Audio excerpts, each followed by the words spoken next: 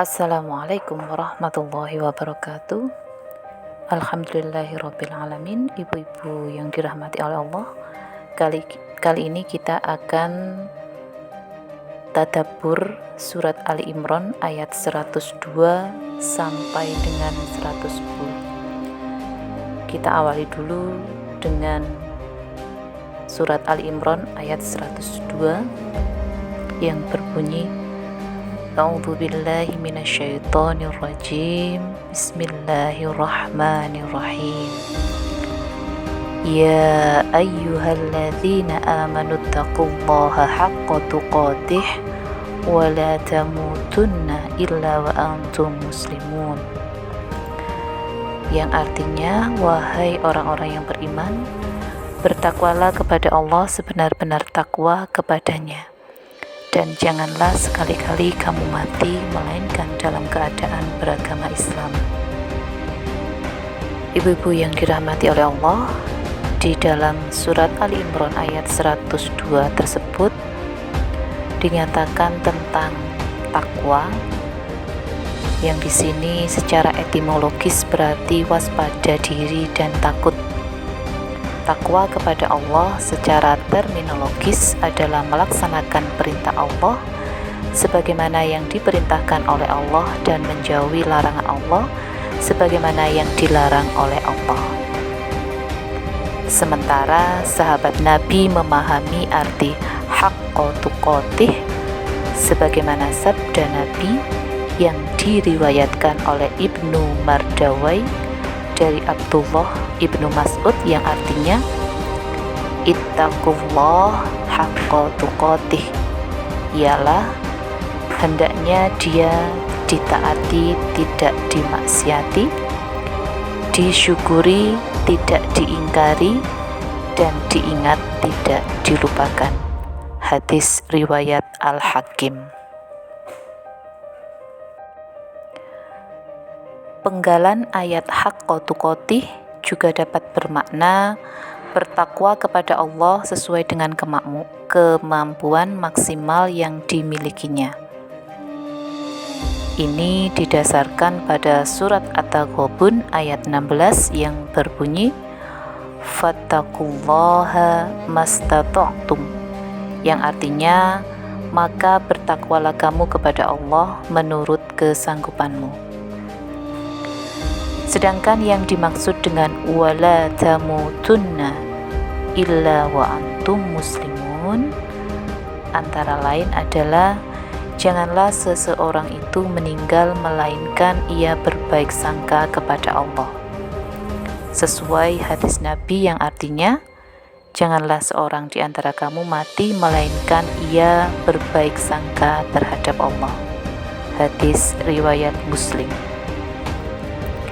Diriwayatkan oleh Imam Ahmad dari Abu Hurairah bahwa Rasulullah Shallallahu Alaihi Wasallam bersabda, yang artinya Allah berfirman, Aku berada pada prasangka hambaku terhadap diriku.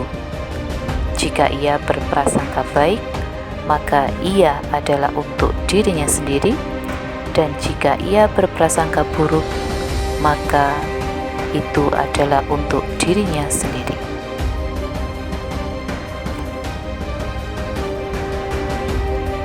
Selanjutnya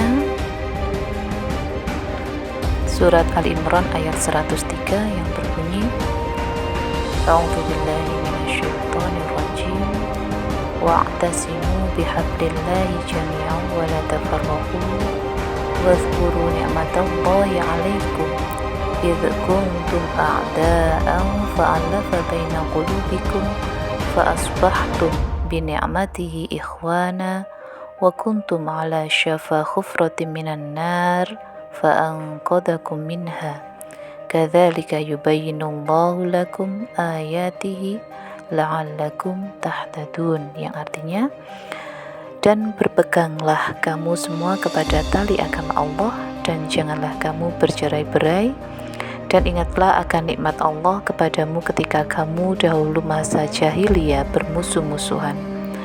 Maka Allah mempersatukan hatimu lalu menjadikan kamu karena nikmat Allah orang-orang bersaudara, dan kamu telah berada di tepi jurang neraka, lalu Allah menyelamatkan kamu daripadanya. Demikianlah Allah menerangkan ayat-ayatnya kepadamu agar kamu mendapat petunjuk. Dari surat Al-Imran ayat 103 ini menjelaskan tentang sebuah larangan untuk bercerai-berai sebagaimana yang terjadi pada masa jahiliyah, yaitu saling bermusuhan satu sama lain hingga terjadi peperangan di antara mereka. Ayat ini juga adalah larangan untuk mengucapkan kata-kata yang menyebabkan perpecahan. Imam Al-Qurtubi dalam tafsirnya menyebutkan banyak riwayat terkait dengan pembahasan ayat ini, diantaranya adalah riwayat dari Qatadah bahwa maksud dari wadhkuru ni'matallahi 'alaikum idh kuntum a'da'an fa'alafa baina qulubikum adalah yang terjadi pada masyarakat Arab pada waktu itu adalah saling membunuh. Orang-orang yang kuat akan menindas yang lemah, sehingga dengan datangnya Islam melalui perantara Nabi mereka berubah menjadi saudara yang saling mengasihi satu sama lain. Demi Allah yang tidak ada Tuhan selainnya, sesungguhnya saling mengasihi adalah rahmat dan perpecahan adalah azab. Di sini jelaslah bahwa kita sebagai umat Islam ketika awal kemunculannya adalah untuk menjadi solusi dan sarana menyatukan puing-puing komponen masyarakat yang saling berserakan dan terpecah belah. Yang diungkapkan oleh Sayyid Muhammad di atas adalah otentitas Islam, yaitu sebagai agama yang melarang dan membendung sikap dan tindakan yang bisa menimbulkan atau menyebabkan perpecahan. Karena perbedaan bukan menjadi alasan untuk bertikai dan berpecah belah, melainkan sebagaimana dalam istilah Al-Quran adalah untuk saling mengenal satu sama lain. Selanjutnya adalah surat Al-Imran ayat 104 yang berbunyi, A'udzubillahi minasyaitonir rajim, wal takum minkum ummatun yad'una ilal khair wa ya'muruna bil ma'ruf wa yanhauna 'anil munkar wa ulaika humul muflihun, yang artinya, dan hendaklah ada di antara kamu segolongan umat yang menyeru kepada kebajikan, menyuruh kepada yang ma'ruf dan mencegah dari yang munkar. Merekalah orang-orang yang beruntung. Di dalam ayat 104 surat Al-Imran ini sudah dijelaskan hendaklah di antara kita orang mukmin ada segolongan orang yang mengajak kepada kebajikan dan memerintahkan kepada yang ma'ruf, yaitu sesuatu yang telah diketahui kebaikannya menurut syariat dan akal, dan melarang dari kemungkaran, yaitu apa-apa yang diketahui keburukannya dari segi syariat maupun akal. Mereka itu adalah orang-orang yang beruntung yang menggapai surga yang penuh kenikmatan.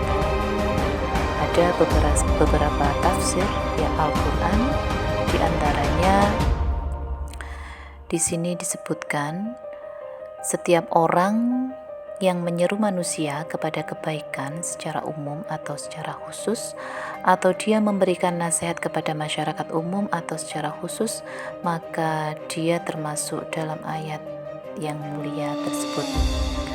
Rasulullah SAW bersabda, yang artinya, demi Allah yang jiwaku berada di tangannya, kamu harus melakukan amar ma'ruf dan nahi mungkar, atau jika tidak, Allah bisa segera menimpakan azab dari sisinya, dan ketika kamu berdoa tidak dikabulkannya. Hadis riwayat Ahmad dan Tirmidzi, dihasankan oleh Albani dalam Shahihul Jami' nomor 7070. Kebajikan atau al-khair adalah segala sesuatu yang mendekatkan manusia kepada Allah dan menjauhkannya dari kemurkaannya.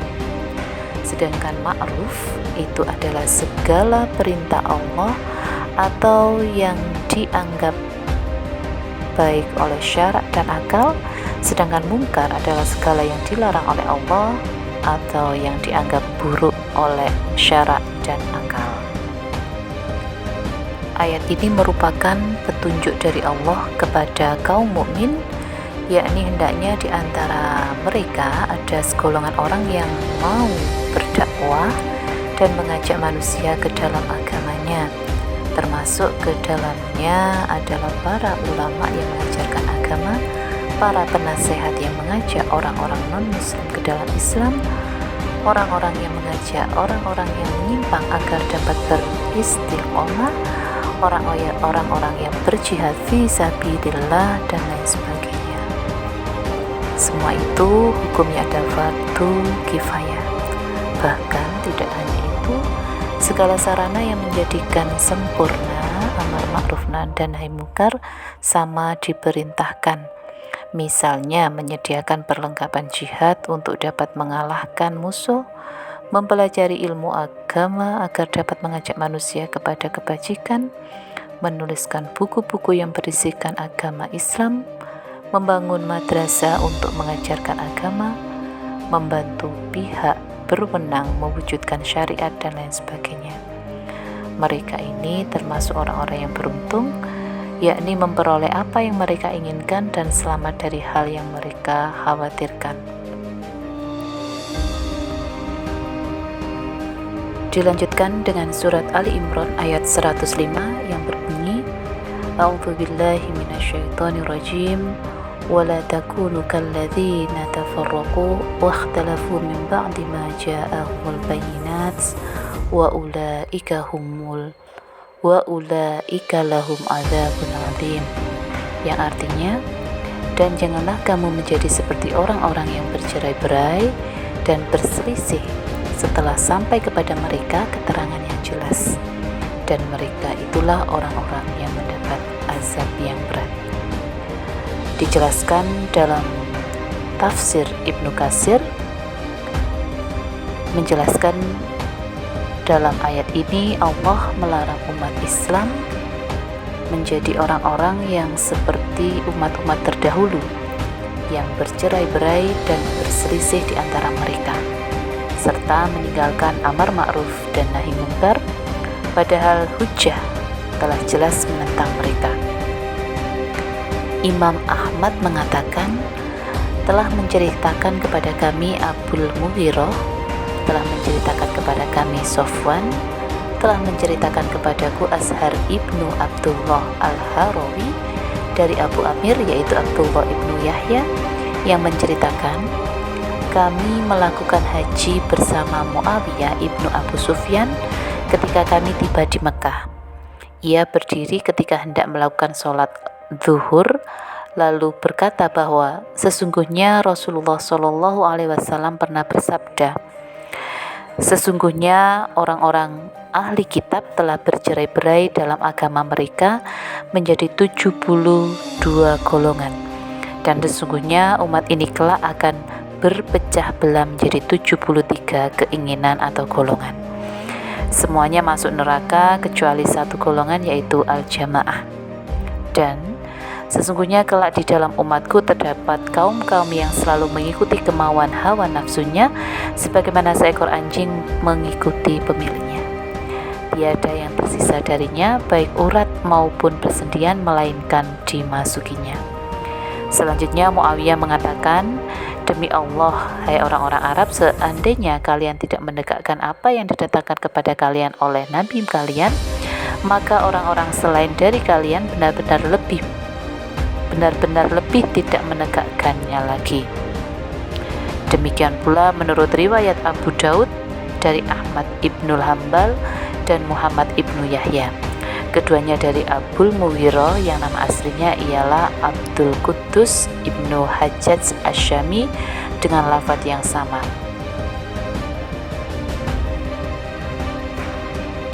Selanjutnya surat Ali Imran ayat 106 yang artinya, pada hari yang di waktu itu ada muka yang putih berseri dan ada pula muka yang hitam muram.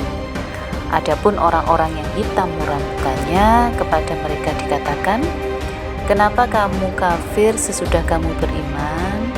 Karena itu rasakanlah azab disebabkan kekafiran.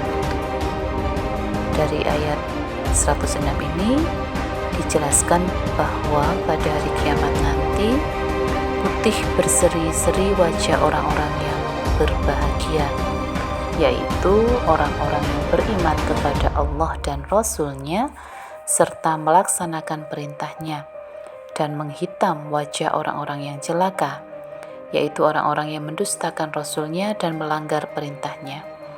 Adapun orang-orang yang hitam wajahnya, maka dikatakan kepada mereka sebagai penghinaan, apakah kalian telah kafir sesudah beriman?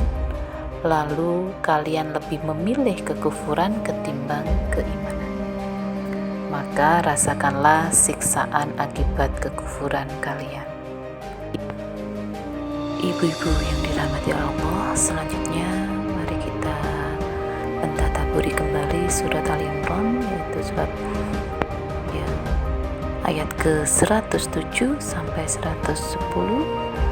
Di dalam ayat 107 yang artinya, adapun orang-orang yang putih berseri mukanya, maka mereka berada dalam rahmat Allah, yaitu di surga, mereka kekal di dalamnya. Di sini dapat diartikan bahwa orang-orang yang beriman, mereka wajahnya putih berseri, sehingga nanti di surga mereka diberikan kenikmatan dan kebaikan yang membahagiakan, dan mereka di dalam surga nanti akan kekal dan tidak akan keluar selama-lamanya. Selanjutnya di ayat 108 yang artinya, itulah ayat-ayat Allah, kami bacakan ayat-ayat itu kepadamu dengan benar, dan tiadalah Allah berkehendak untuk menganiaya hamba-hambanya. Ini adalah ayat-ayat Allah dan bukti-buktinya yang jelas. Kami membacakannya dan menceritakannya kepadamu, wahai Rasul, dengan kebenaran dan keyakinan. Allah tidak pernah menzalimi siapapun dari makhluknya, dan tidak pula mengurangi sedikit pun dari amal mereka, karena Allah adalah hakim yang maha adil, yang tidak akan berbuat aniaya sedikit pun. Selanjutnya di ayat 109 yang artinya, kepunyaan Allah lah segala yang ada di langit dan ada di bumi, dan kepada Allah dikembalikan segala urusan. Kelebihan umat Islam dari umat yang lain. Di sini dijelaskan bahwa hanya milik Allah lah apa yang ada di langit dan apa yang ada di bumi. Kepemilikannya merupakan haknya yang mencakup penciptaan dan pengaturannya. Tempat kembali seluruh makhluk hanya kepada Allah semata. Kemudian Allah akan membalas setiap orang sesuai dengan apa yang memang menjadi haknya. Yang selanjutnya adalah ayat ke-110 yang artinya, kamu adalah umat yang terbaik yang dilahirkan untuk manusia, menyuruh kepada yang ma'ruf dan mencegah dari yang mungkar, dan beriman kepada Allah.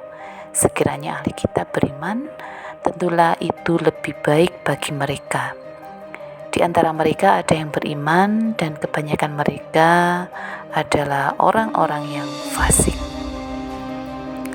Dapat diketahui dari ayat 110 surat Al-Imran ini bahwa kita sebagai umatnya Nabi Muhammad adalah sebaik-baik umat dan manusia. Kita akan menjadi umat yang terbaik jika kita memberi manfaat bagi manusia yang lain, serta kita senantiasa melaksanakan amar ma'ruf, yang artinya yaitu melakukan segala kebaikan yang sesuai dengan syar'i dan akal. Kemudian kita juga akan bernahi mungkar, artinya kita adalah mencegah dari hal-hal yang tidak baik. Seandainya ahli kitab, orang-orang Yahudi dan Nasrani beriman kepada Nabi Muhammad dan apa yang dia bawa dari sisi Tuhannya, niscaya hal itu lebih baik bagi mereka di dunia maupun di akhirat. Di antara mereka ada yang beriman dan membenarkan risalah Nabi Muhammad SAW dan berkenan mengamalkannya, sekalipun mereka hanya berjumlah sangat sedikit, karena kebanyakan dari mereka menyimpang dari agama Allah dan ketaatan kepadanya. Wallahu a'lam bishawab. Ibu-ibu yang kami hormati, demikian tadabbur surat Ali Imran ayat 102 sampai 110. Semoga bermanfaat untuk kita semua. Nasru minallah wa fathun qarib wa basyiril mu'minin. Billahi taufiq wal hidayah. Wassalamualaikum warahmatullahi wabarakatuh.